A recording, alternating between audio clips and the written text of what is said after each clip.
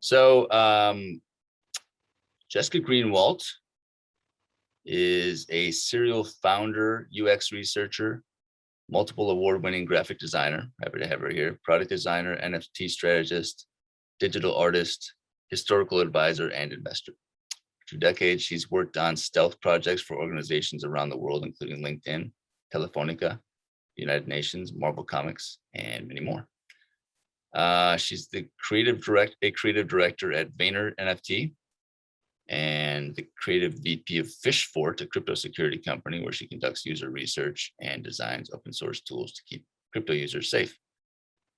She's one of Inc. magazine's 10 Women to Watch in Tech, Tech.co's 50 Women in Tech Dominating Silicon Valley, Huffington Post's 6 Women Rocking Tech for Good, and today's Leading Women's Power 50.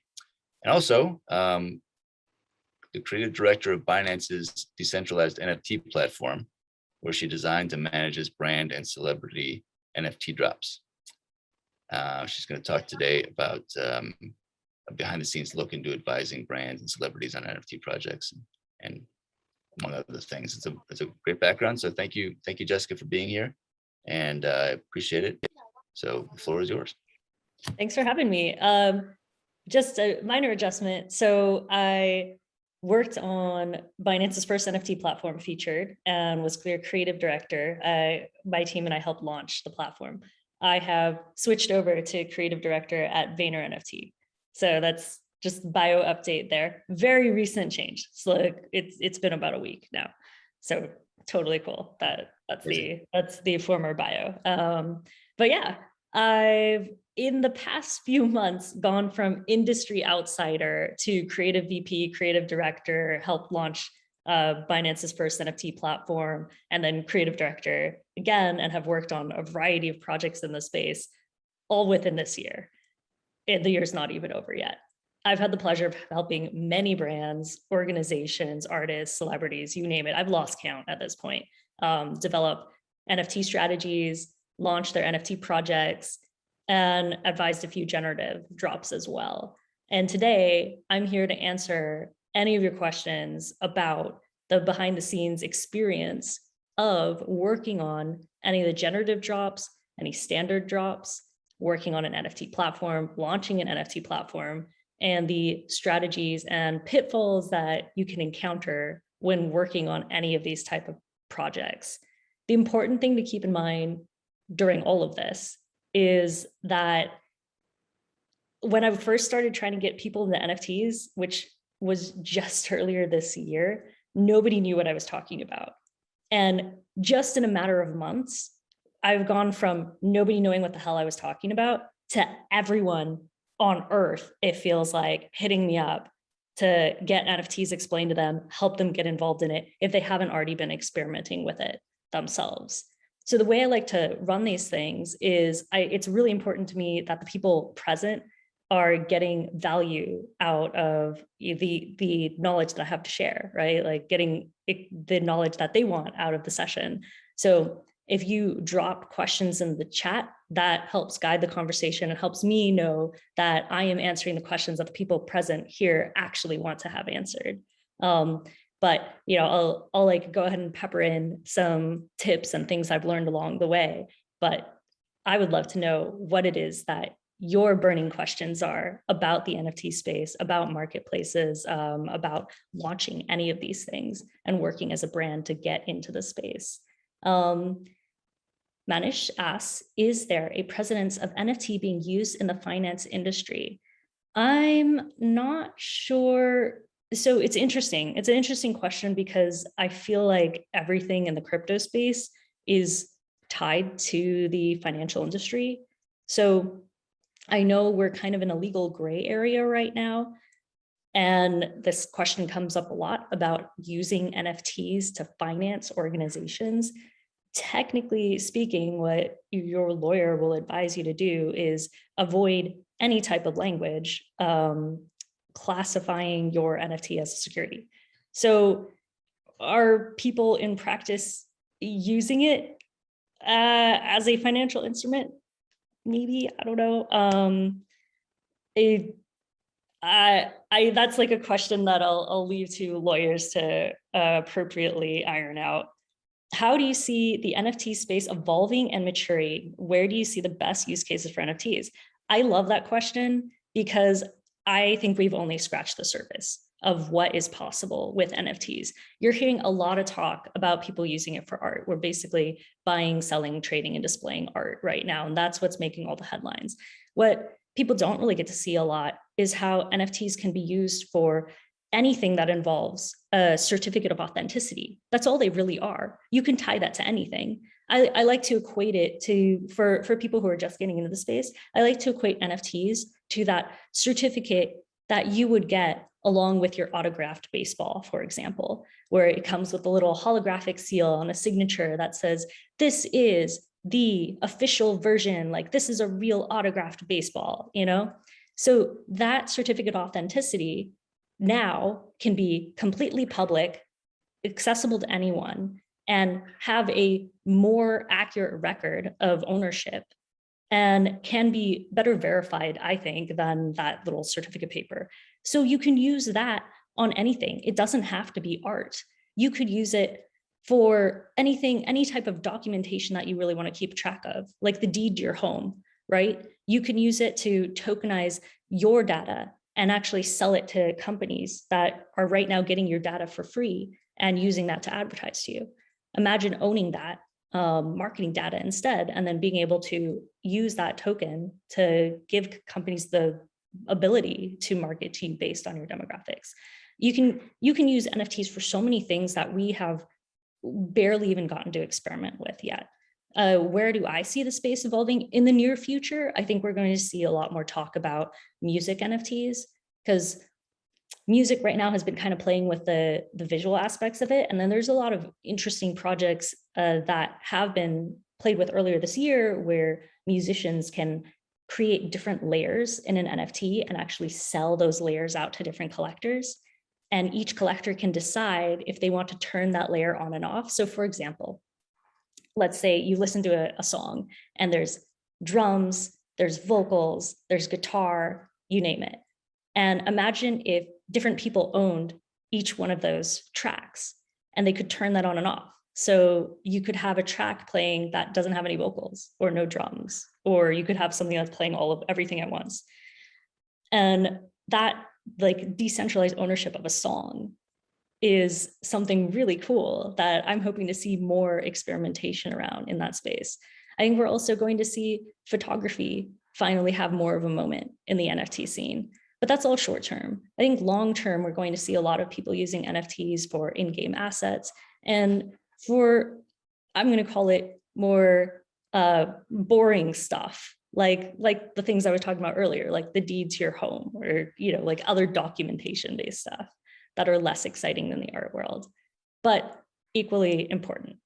Why Binance NFT marketplace is better than Ethereum? Why is the Binance NFT marketplace better than Ethereum powered platforms? I wouldn't say it's better or worse or anything like that. Ethereum right now, it's pretty rough. If you are collecting any NFTs, you're paying usually oftentimes more than the actual cost of the NFT just in gas fees right now. It's insane. I bought some NFTs earlier this week and I spent $500, I think, in gas for one transaction. And the NFT was maybe, I don't know, $275 or $300, right? So just to run the trend, just to have the option to buy that piece of art, I spent $500. That's absurd. Like, hey, how much longer are people going to do this? I don't know. On Binance Smart Chain, it costs at most, I think I've ever spent to buy an NFT was $1.25. So that's the order of magnitude difference we're talking about when it comes to buying, trading, selling NFTs on a different chain other than Ethereum. So be it Binance Smart Chain and using the marketplaces that run on Binance Smart Chain, you're dealing with something that is 1/10,000th of the energy consumption of the Ethereum network. And significantly cheaper. So I actually like to use it as a way to onboard people into the NFT space. So artists can experiment with creating new works of art without spending hundreds of dollars just to list something. And then also collectors can play around with learning how to buy pieces and look for pieces, again, without spending hundreds of dollars per transaction. So that's again, I wouldn't classify it as better or worse or anything. It's kind of a different market, really. A lot of the really big generative drops are still on Ethereum. And that is the place where there's a lot of collectors. So if you're trying to get in front of that market, you still drop on Ethereum for now. That being said, a lot of people are super tired of paying hundreds of dollars in gas fees. So we'll see what happens in the next week. Another important thing to keep in mind about the NFT space is that it changes so quickly from week to week, right? Like I'm talking to you about this right now about how like people are tired of gas fees in Ethereum. If we had this discussion in a week, I could be talking about a completely different chain, right? I could be like, oh, everyone's on Solana now, you know, like everyone's buying NFTs in Cardano once they've figured out how to do that. You know, it's every single week, I feel like the industry completely changes again, like there's some new trend or some crazy thing that's happened. Okay, now I've got a lot of questions in here to kind of catch up on. Most of countries have regulations around NFTs, which all countries regulatory allow NFTs. You know, I don't know. I don't know who is banning or allowing NFTs. I think it would be rather difficult to ban because, I mean, if you think about it, if you're putting your funds into a wallet like MetaMask, that wallet doesn't care about your identity. It hasn't tied it to any specific person or geographic location. So if you go to a marketplace and there's no there's not a real way to tell where that wallet that's connecting to it is from, I'm not sure who's going to, you know, cut you off. I know sometimes you'll open up a platform and it'll say like, oh, you're dialing in from, I don't know, New York, and we don't like that, so we're not going to let you play with this marketplace. A lot of people in New York are still buying and selling NFTs and trading crypto. They're using VPNs and maybe using a different address if they have to connect to an exchange. So who's banned it? I have no idea. If it's been banned, I assure you people in those places are still interacting with NFTs. Why do you think NFTs breakthrough in art as a starting point? Not entirely sure what you mean by that question, Vanessa. Why do you think NFTs break through in art as a starting point? If you want to go ahead and I think she means that because you said it was a cost, like it was a lower cost, so you're onboarding people to NFTs that way through using Binance Smart Chain. Yeah, I can clarify if you allow me, guys. Yeah, sorry? Sure. Yeah, I can clarify. So my question is, why do you think that NFTs is kind of breakthrough means like went big in art and not in other type of industry or segment? That was just kind of a curiosity that I wanted to understand from your Got point of it. view. Yeah. Thank you. Well, for one, I think art as a visual medium is super accessible. People can see that. It's something almost tangible for them to understand, more so than this abstract idea of cryptocurrency, right? You don't really get to see that, but you see an image and you can collect that image and see it in your wallet and feel like you've done something on the blockchain that you can maybe understand better because there's a visual component. So it's actually helped onboard, even if people weren't necessarily trying to get into crypto, but they're interested in NFTs, it's helped onboard people into crypto and help them understand that better, because you had to go buy crypto to go buy your NFT in the first place. That's my guess on that. It's just like a more approachable thing to get started with. Love in-game assets. Okay, cool. That was just a comment. Gas, question mark. Love that. Gas is this really fun thing. It's a fee, basically. Every time you want to do something on the Ethereum network or Binance Smart Chain, or most networks, you have to pay a fee to the network to say, like, please run my transaction, I'll give you $1. In the case of Ethereum, it's please run my transaction, I'll give you $500.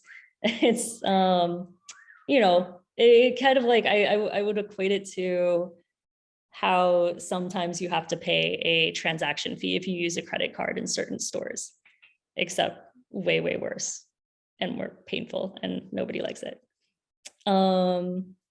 Let's see. What types of NFTs do you own personally? Oh boy. I have so many NFTs. I was trying to think through this earlier, because, you know, like, having actually worked on a marketplace, naturally I've collected a lot of the drops that were on that marketplace, and then also I just frankly had to run tests, right, to make sure things were working. So to actually run a proper test, I was buying and trading and selling NFTs. One of the first NFTs I got was from Dylan Cole's Engine City collection. Dylan Cole is the artist behind the Avatar movies, who's also been behind some Lord of the Rings, Alita Battle Angel, Tron, Alice in Wonderland. Like, you name a visually stunning movie that's come out in the last 2 decades, Dylan Cole has been an artist on that project. And I just love his work. And he's extremely talented, super nice guy, did a really cool drop of this project called Engine City that he hadn't released before. So, and that was the like first foray into NFTs. So I have a couple of his pieces. I have, you know, some of my friends' pieces, couple of generative drops naturally. That's like the fun thing to get into. And then, you know, if your friend's dropping a project, you kind of support it. So I've lost count. I don't even know how many NFTs I have, or all the projects I have. Deus Ex, of course, because I'm personally working on that project with my friends. If we are starting to buy NFTs, how do we judge quality as an investment? It's a great question. A lot of people are asking this right now. Like, how do I get into the NFT scene? Like, what should I start collecting? A lot of things that people look for are, well, you want to go to the site for the NFT project you're interested in and look at their team. If you think those are people that you trust to follow through on their promises and who have the background to execute on the things that they say they're going to do, you look at the roadmap, which will be listed on the site, which is kind of like a to-do list for the team who's working on that project. And they're basically stating to you like what they will do once they reach each milestone. It's usually listed in terms of percentage of sale of the project. So a lot of them will say, once the project has sold 10% of the collection, we will do this. Once it's sold 20% of the collection, we will do this other thing. So you look at the roadmap and see if that's a roadmap you like and want to be part of, because once you collect a piece from that collection, you get to take part in whatever's on that roadmap. So a lot of those roadmaps will involve additional NFT drops that get sent to you. If you want more NFTs or want the NFTs that they're describing, then yeah, you're going to want to pick up one of their NFTs and hold it so that you qualify to receive the airdrops or qualify to mint the other NFTs that they're describing in the roadmap. Sometimes the roadmap includes real life events or real life merchandise, you know, like look at that, see if that's something you actually want, and then decide if you want to buy into the project. And then of course, like I said, make sure you think the team will actually execute on that. A good way to check and see if a project is active is to actually get into that project's Discord server. There will be a link on the project website to enter their Discord. It's like a little controller looking icon usually. And Discord's kind of like, it's kind of like Slack or a like big message board platform where you can see everyone talking about the project. And if you get in there and it's active and there are people who are answering your questions and being really helpful for you, that gives you a sense of how much care people have for that project. and how active the actual founders of that project are. So you got to do your due diligence, right? Like check it out, make sure that there are actually people there, real humans interacting with each other in the Discord, that the site has a roadmap that you actually want to be involved in, and that the team is solid. Can NFTs be defined as a Veblen? Good, not sure what that means. Where value is driven by how much of a status symbol it is, or where the value is extremely subjective to the holder. I think we're seeing this a lot, where the value of an NFT, like a lot of people are using their NFT, the little piece that they collect, as the profile picture for them on social media, as a way to show off that they have this piece of art, that they are part of the community that comes along with holding that piece of art. It's a way of showing your affiliation with a group right now. And also, if you have a very expensive NFT, it's a status symbol. It's kind of like wearing a Rolex, right? Like except with further reach, because you're showing it off anywhere you show up in a social media platform. So definitely, we're seeing a lot of that. How do we properly keep NFTs over time, decentralizing it? What are the options per now? Okay, so when you collect an NFT, it gets transferred to your hot wallet, right? That makes a lot of people nervous, and rightfully so. It's not the most secure place to keep it. If you have a very valuable NFT, what most people do is move it into cold storage or a hardware device that is either the most popular one right now is Ledger, because it has explicitly stated NFT support. So it's this little like dongle. It kind of looks like an old school USB thing that you'd plug into your computer. And the way I like to describe it is it kind of acts like two-factor authentication for you making any transactions out of your account.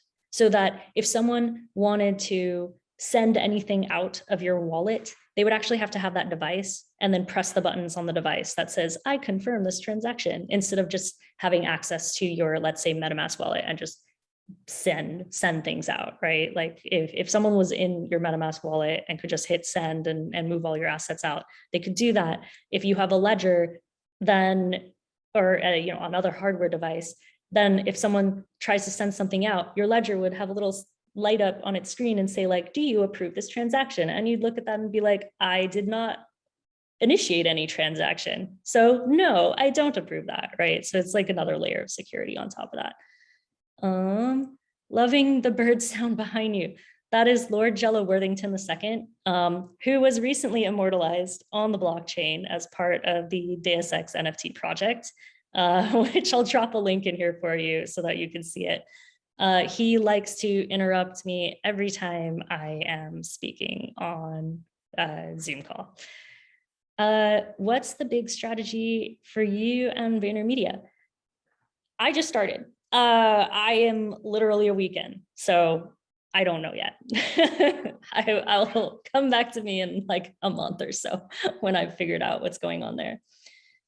Can you move NFTs / operate on different platforms? There's people are talking about making this easier, like bridging from one network to another. Right now, I haven't seen this done in any way that I think would be user friendly to anyone out there. Like I would just leave it alone until that experience gets cleaner. Is NFT investment better than crypto? That's an interesting question. I think of it. So when I'm buying into an NFT project, I am not doing that as an investment. I'm buying into an NFT project because I want to participate in what they have, what they say they're going to release later on the roadmap, or I want to participate or I want to participate in the community that they've developed. It's not, I don't think of it as something that I'm just going to let sit there and that I expect to go up in value, right? So if you're thinking in terms of investment, and I know there are very successful investment funds out there that are focused entirely on NFTs, and they're outperforming a lot of other funds. That being said, that's not the approach I have to them. And I think everyone's kind of situation's a little different. So it would be hard for me to say, and also I'm not a financial advisor. So it'd be hard for me to say if it's like a better, quote unquote, better investment, right? Like, I think it's good to have a diverse portfolio and get to experiment with everything in the crypto space. Ben, I appreciate your feedback on that. No, it's not. Very simple. Jello just laughed. Yeah. So let me see if I got all of these here.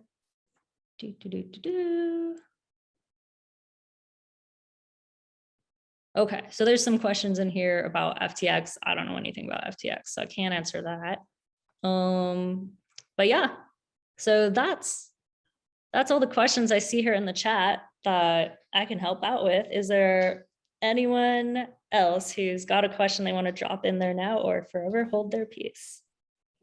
What did you, I'll just say it instead of writing it. What did you created this, or you're working on NFT marketplaces? Like, what's the big challenge there? What do you see users? What are they asking for? Like, what's the problem to be solved? For the marketplaces, and I do like to preface this by saying it's changed a lot from when we started working on Featured. So initially, what people wanted was the ability to split the income that comes in for the sale of an NFT across multiple wallets, right? Like, that was a huge request, because otherwise platforms were having to do this manually in like a white glove service for bigger projects. So now we have that on a couple different tools and in a variety of platforms. Still not the cleanest experience. I haven't seen it done super smoothly to where I'd feel like a non-technical person could just hop on there and do it. But there's a lot of that because more people are getting involved in projects, and the point of having these systems in place that don't need a middleman is that they can execute automatically and send the funds to whoever you need them to be sent to without dealing with anyone, right? Like, it's great. So that was a huge request.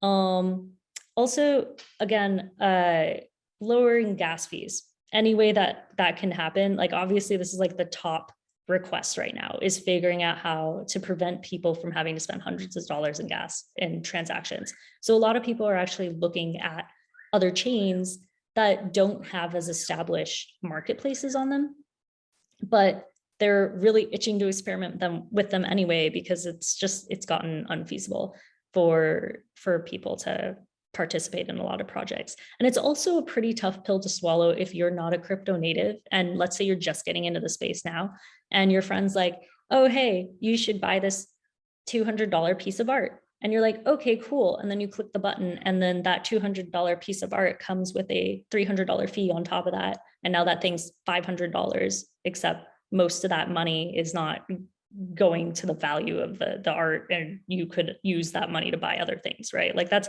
a tough concept for people who haven't been in the crypto space to accept. So now anything that can reduce gas fees, whether that's even if that's going on a different network, that's the #1 request that I'm seeing right now, having worked on a platform. I'm trying to think what else. Fiat on-ramps are huge, right? Like, fiat on-ramps in the sense that letting people buy NFTs with their credit card. Everyone wants that. And it's actually not that easy to implement. There are a couple different things you can use to plug in to a marketplace that will allow people to buy crypto with their credit card and then put that crypto in their wallet and then use that wallet to go buy the NFT. It's not as direct of an experience as, we would like when shopping online. Yeah, so those are the big things that I can think of right now as far as NFT marketplaces go.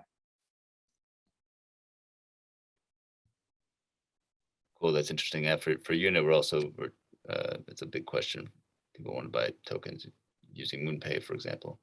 Oh yeah. Yeah. What about, is there any other questions here? But I had another question. What about, like, what's your personal, like, you're going to VaynerMedia, not their strategy, but like, what are you excited about going forward in this space?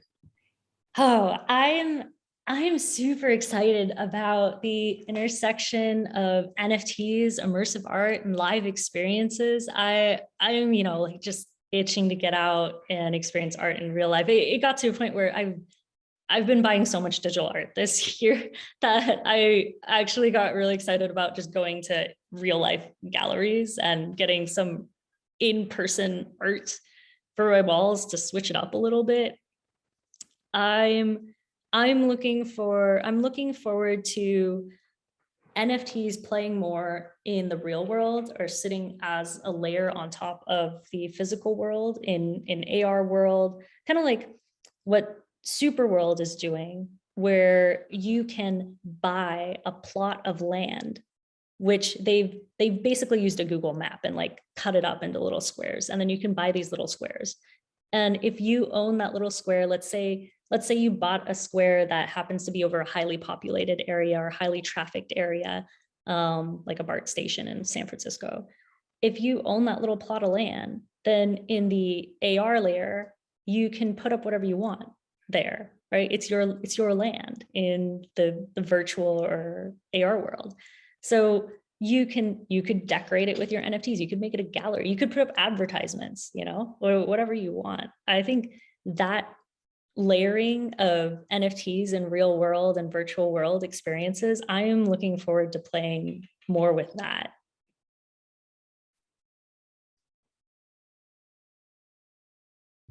That's awesome. And the super world that Jessica's talking about is our mutual friend Rish, is his project. So yeah, that's pretty cool.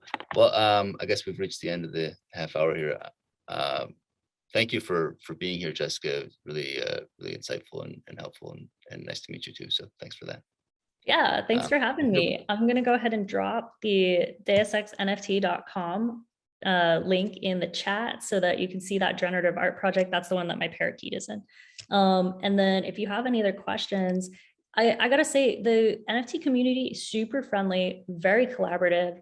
If you are curious about anything, even individual projects, and you reach out to people on Twitter, they'll probably get back to you, and they'll be super helpful.